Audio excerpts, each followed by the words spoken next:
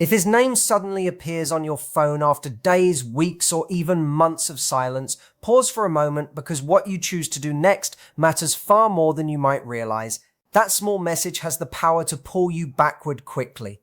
One text, one simple hey, one casual how have you been, and suddenly your thoughts start racing. Your heart grows louder and old emotions try to reopen a door you worked so hard to close. But this moment is not truly about him, it is about you. Your standards, your peace, your sense of self-respect. In this video, we are going to walk through exactly why a man disappears and then returns, what his message might actually mean, what you should absolutely avoid doing in this situation, and how to respond in a calm, grounded, unforgettable way if you decide to respond at all. And stay with me, because toward the end, I am going to give you ready-to-send text examples and guide you in deciding whether he deserves another chance or whether this is your sign to walk away for good. This is where you stop reacting automatically and start choosing intentionally. This is where confusion fades and clarity begins. So take a steady breath, settle into this moment, and let's talk about how to handle this situation like a woman who truly knows her worth and refuses to give her heart to inconsistency. One of the most painful parts of modern dating is not always rejection. Sometimes it is silence. One day he is texting, showing interest, maybe making plans, maybe making you feel seen and valued. Then suddenly, nothing. No explanation, no real goodbye, no honest conversation, just an empty space where effort once existed. And that kind of silence can make you question everything. You replay conversations in your mind, wondering if you said something wrong. You question if he lost interest overnight. You even begin to doubt whether any of it was real at all. But hear this clearly. His silence says far more about him than it ever says about you. Many men go quiet because they never had true clarity to begin with. They enjoyed the attention, they enjoyed the excitement, they enjoyed the comfort of knowing someone caring was there. But the moment things began to feel deeper, more real, more emotionally significant, they pulled back. Not because you were too much, but because genuine connection requires honesty, courage, and emotional steadiness. And some people simply are not equipped with that. Others disappear because silence becomes a subtle form of control. Not always in a deliberately cruel way, but still manipulative. They step back and observe. Will you chase? Will you panic? Will you begin blaming yourself and reaching out more? If you do, they learn something. They learn they can walk away and still maintain a hold on your energy. That is why silence can be so dangerous if you do not recognize it for what it is. Sometimes he went quiet because another distraction pulled his focus elsewhere. Someone new, a different option, a fresh sense of excitement. Sometimes he had internal struggles he did not know how to face. Stress, fear, insecurity, fear of commitment, fear of being truly known, unresolved pain he never dealt with. And instead of speaking honestly, instead of saying, I am not in the right place, he disappeared and left you carrying the confusion alone. That part matters because even if his reasons were complex, his choice was still simple. He did not communicate. He did not show up. He did not treat your heart with care. And that reveals something important about his ability to handle closeness. Silence is communication. It may not be the message you wanted, but it is still a message. It says he chose distance over truth. He chose avoidance over maturity. He chose ease for himself over respect for you. That does not make you unworthy. It simply reveals his limitations. And if you truly let that settle in, it changes everything. Because now, when he reappears, you are no longer looking at his message through the eyes of someone starving for answers. You are looking at it through the eyes of someone who understands that being left in confusion was already information. And by the way, stay with me, because the reason he comes back often has very little to do with love and much more to do with comfort, ego, and access. And once you see that clearly, you stop taking these returns so personally. When a man comes back after silence, ghosting, or pulling away, it might feel random, but most of the time it is not random at all. There is usually something driving it beneath the surface. Maybe his other options did not work out. Maybe life became quieter. Maybe he feels lonely. Maybe he misses the attention, the admiration, the ease of speaking to someone who once welcomed him warmly. And this is where many women become confused. They assume his return means he has been sitting there realizing your value, replaying your memories, finally understanding what he lost. Sometimes that might be true, but often his return is less about missing you deeply and more about missing how you made him feel. Did he feel desired with you? Did he feel appreciated? Did he feel emotionally fulfilled without having to invest much to earn it? If the answer is yes, then your presence became a source of comfort. And when that comfort disappeared, he felt its absence. So he reached out again, not always because he is ready to love properly, but because he wants access again. Sometimes it is driven by curiosity as well. He sees you looking different, acting different, posting less or posting better, living more fully, or maybe you have gone completely quiet and now he wonders if you are truly over him. That alone can trigger a message. It becomes a quiet ego check, a way to see if the door is still slightly open, a way to test whether he still occupies space in your mind. And that is why a simple late night hey should never be treated as proof of growth. It is often just a signal, a test, a hand reaching for familiar validation, not a heart returning with genuine clarity. There is also a deeper pattern that some emotionally unavailable people fall into without fully realizing it. They move in cycles, they come close, then panic, they feel connection, then run. They miss you, then return, only to withdraw again when things begin to feel serious. It is a push and pull dynamic, and if you do not recognize it, you can end up stuck in it for months or even years, always hoping this time will be different. But the timing of his return can tell you a lot. Did he text after midnight? Did he reach out only after you stopped reacting, stopped posting, stopped showing signs that you still cared? Did he suddenly return right when you were finally regaining your peace? That is not meaningless. People often sense when their hold on your energy is fading. And when that happens, some of them return just enough to place themselves back into your thoughts, not enough to build something real, just enough to interrupt your healing. That is why this moment requires calm, not excitement, not fantasy, just calm. Because once you understand the psychology behind his return, you stop treating every message like destiny. You stop turning breadcrumbs into meaning. You stop assuming that because he came back, he must now be ready. He might be ready, but he might also be bored, lonely, nostalgic, or simply curious. And your role is not to guess with hope. Your role is to observe with clarity. That is the shift. That is where your power lies. And before we even talk about what to say in response, we need to look at the mistakes that can quickly give your power away. Because this is where everything can either remain strong or become messy within minutes. The first mistake is replying too quickly. I understand the urge. Your phone lights up, you see his name. Your body reacts before your mind has time to catch up. But quick replies to delayed effort send the wrong signal. They suggest that no matter how long he disappeared, he still gets instant access to your attention. That is not strength. That is emotional impulse. You do not need to rush. Let the message sit. Give yourself space. Allow your nervous system to settle. The second mistake is leading with emotion. Do not begin with a flood of feelings.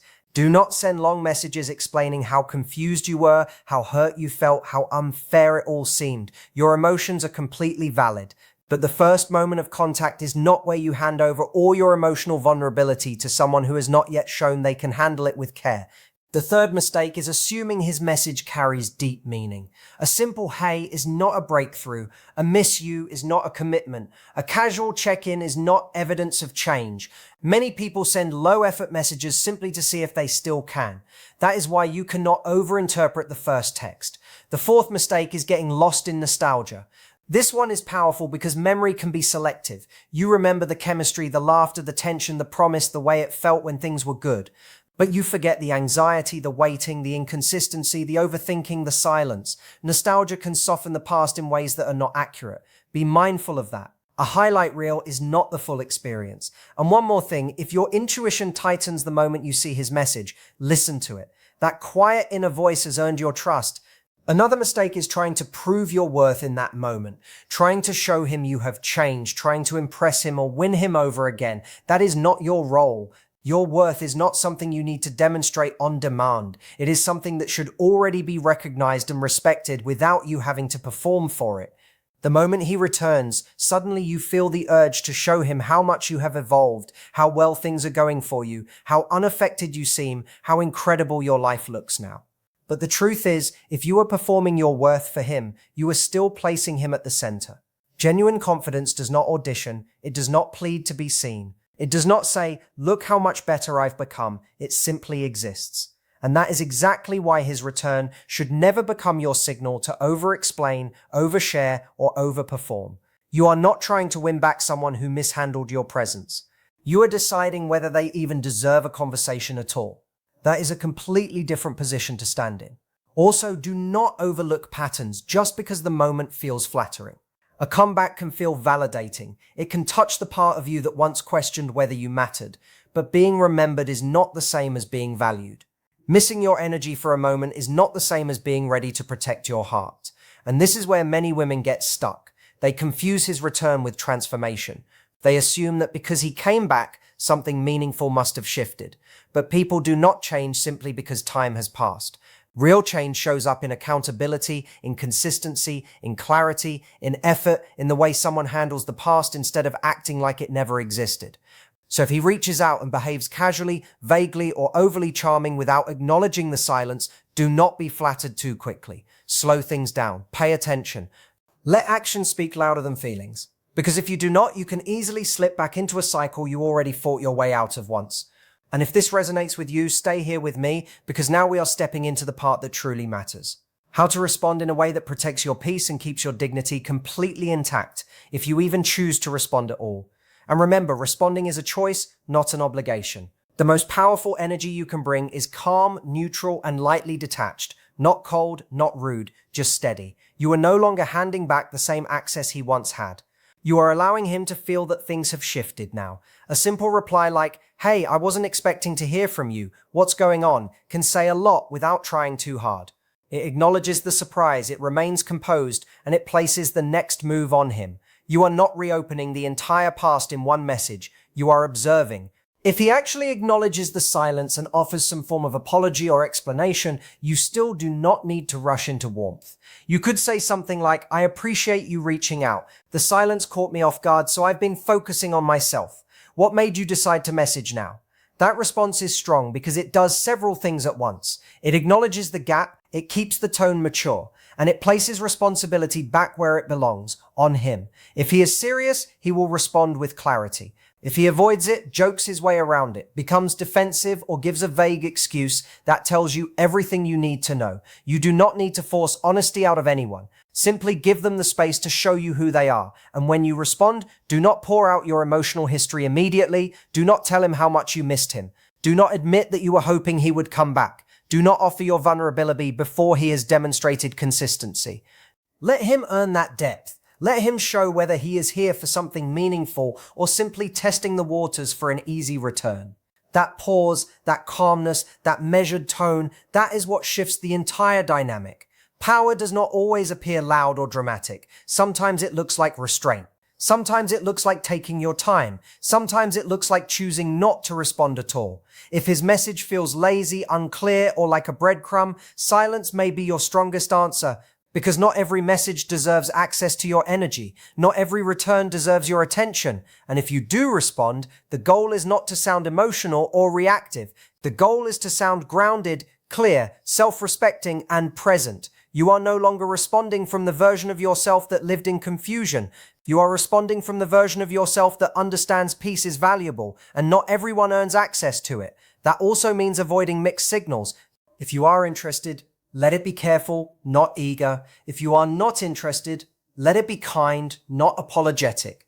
If you are unsure, ask direct questions instead of slipping back into meaningless conversations that lead nowhere. This matters more than you think. The way you respond teaches people how to treat you. If you act like the silence never mattered, you teach them that disappearing carries no consequences. If you respond with urgency or anxiety, you teach them that they can disrupt your peace with minimal effort. But if you respond with calm standards or choose silence entirely, you teach them that your energy is not easily accessible once it has been mishandled. And that is powerful because the goal is not just to handle this one moment well. The goal is to become someone who no longer abandons herself just because someone reappears at the right emotional moment. That is the real shift. That is what truly changes your experience in relationships. So let's make this even more practical with messages you can actually use. If he sends something minimal like, "Hey," or "How have you been?" and you want to respond without sounding eager, you could say, "Hey, didn't expect to hear from you. Everything all right?" This keeps things light but aware. You are not rewarding the silence, but you are not being harsh either. If you want him to explain himself, you might say, "I wasn't expecting your message. What made you reach out now?" Clean, direct, and calm. He now has to either step into clarity or reveal that he has none. If you want to protect your energy and encourage him to define his intentions, you could say, "I'm in a very different place these days, so I'm curious what you're hoping for by reaching out." This quietly communicates growth while placing the responsibility on him to be honest. If he has apologized and you are open but cautious, you could respond with, "I hear you. I've been focusing on myself, so I'm taking things slowly. What kind of connection are you looking for right now?" This keeps the door slightly open, but not wide enough for him to walk in without effort. If you have no interest in reconnecting, you can say, "I appreciate you checking in, but I've moved forward and I'm not in a place where I want to revisit the past. I wish you well. This is clear, respectful, and final. No confusion, no unnecessary emotion." And if you want a light, detached tone that still shows you have moved on, you could say, "Wow, a message from the past. Hope you're doing well. I'm in a very different chapter now." There is a gentle edge to that. It is not harsh, but it makes it clear that time has passed and so have you. Choose the tone that reflects your truth, not just your temporary feelings. And beneath all of this, there is a deeper question that matters more than anything else. Should you even give him another chance? Sometimes yes, and sometimes absolutely not. A second chance is not a reset button. It does not erase the silence, the confusion, or the way things ended. It is simply a continuation of a story that has already shown you something important. Before opening that door again, ask yourself one honest question. Has anything truly changed? Not in your imagination, not in your hope, but in reality. Has he returned with genuine accountability, not just excuses? There is a clear difference between saying, "I was dealing with a lot," and saying, "I didn't handle things well, and I understand that my silence affected you." One is self-focused, the other shows awareness. Then look for consistency. A second chance should never be based on one emotional conversation. It must be earned through repeated actions. Is he showing up consistently now? Is he communicating clearly? Is he following through on what he says? Or are you still left questioning what he means, what he wants, and where you stand? Someone who is truly ready will not make you chase clarity. They will offer it willingly. Also pay close attention to whether his actions align with his words. If he claims he wants to rebuild trust, does he demonstrate patience, respect, and steady effort? Or does he only say the right things when he feels lonely, only to disappear again when life becomes busy or emotions become real? Words can be appealing, but patterns reveal the truth. And do not ignore how your body responds in this process. If being in contact with him makes you feel anxious, unsettled, desperate, or emotionally unstable, that matters. A healthy connection, even if imperfect, should move you toward calmness, not chaos. A second chance should not feel like returning to emotional survival mode. There are clear signs when the answer should be no. If he comes back acting like nothing ever happened, that is a red flag. If he tries to charm his way around the past instead of addressing it, that is another red flag. If he wants quick access without real honesty, that is also a problem. Avoidance is not growth. Smooth words are not healing. Familiar chemistry is not emotional safety. And sometimes the hardest truth to accept is this. What you miss may not actually be him, but the way you felt when you believed things could be different, the version of the story you hoped would unfold, the connection you imagined rather than the one you truly experienced. It might be the dream you tied to him, the version of yourself you imagined you would become beside him, the future you envisioned, the love you believed he might eventually grow into. But hope is not proof. Potential is not partnership. You cannot create something solid based on who someone might become someday. You can only build on who they are right now and how they consistently show up in the present moment. That single question can set you free. Do I want the man standing in front of me or the story I created around him? Because those two things are not the same. And also remember, you do not need a dramatic justification to walk away. You do not have to dislike him. You do not have to prove he is a bad person. Sometimes peace alone is reason enough. Sometimes simply outgrowing the pattern is enough. Sometimes the most grounded thing you can do is quietly decide that access to your life now requires a level of consistency he has not demonstrated. That is not bitterness. That is growth. That is self-respect in motion. And if you choose not to reopen the door, let that decision come from love for yourself, not as a form of punishment toward him. Now let's go a layer deeper, because this moment is not just about a message. It is about identity. When someone who once left you confused returns, the real test is not whether they still care. The real test is whether you still abandon yourself when they reappear. That is the part people do not talk about enough. It is easy to say you have healed when nothing is triggering you. It is easy to feel strong when the past is quiet. But when the message shows up, when old emotions rise again, when the memories and longing and curiosity all hit at the same time, that is where your healing becomes real. Not perfect, but real. Maybe you still feel something. That is completely okay. Maybe a part of you still wants the version of the story that never actually happened. That is human. But growth means you can feel all of that without letting it control your actions. Growth means you pause before you react. You question the pattern before you romanticize it. You protect your peace before feeding someone else's ego. Growth means you no longer confuse being chosen with being truly valued. You no longer mistake chemistry for character. You no longer take a return as proof of repair. And if he genuinely has changed, that change will hold up against your standards. It will hold up against your pace. It will hold up against your questions. Real intention does not fall apart under calm, healthy boundaries. Only weak intention does. So do not be afraid to be clear. Do not be afraid to slow things down. Do not be afraid to let the silence between messages stretch while you observe who he becomes when easy access is no longer there. The right energy does not need a shortcut into your life. It will meet you exactly where your standards exist. If there is one thing to carry with you after all of this, let it be this. You were never waiting for his message as much as you were waiting to fully choose yourself. His silence hurt, yes. His return may stir emotions, yes. But neither moment gets to define your value. Not when he left and not when he came back. Your worth did not decrease when he disappeared. And it does not increase now that he has remembered you. His silence revealed his limitations. His return simply shows that he noticed your absence. That is all. You are not a place someone visits when they feel lonely, unsure, bored, or nostalgic. You are not emotional storage for someone else's confusion. You are not a bookmark in a story he can return to whenever the other chapters do not work out. You are a complete life, a whole heart, a woman with direction, standards, and a future that does not pause for inconsistency. So whether you reply, reconnect with caution, or close the chapter entirely, let that decision come from alignment, not attachment. Let it come from the woman you are becoming, not the one who once waited by the phone hoping to be chosen. You do not need his explanation to move forward. You do not need his apology to heal. You do not need his return to prove that you are worthy of love. You already are, deeply and fully, right now. And the right person will not just come back, he will come correctly. He will show up with clarity, with consistency, and without making you question where you stand. Until then, keep your peace close. Keep your standards high. Keep choosing yourself again and again. That is the real transformation. That is the closure you were looking for.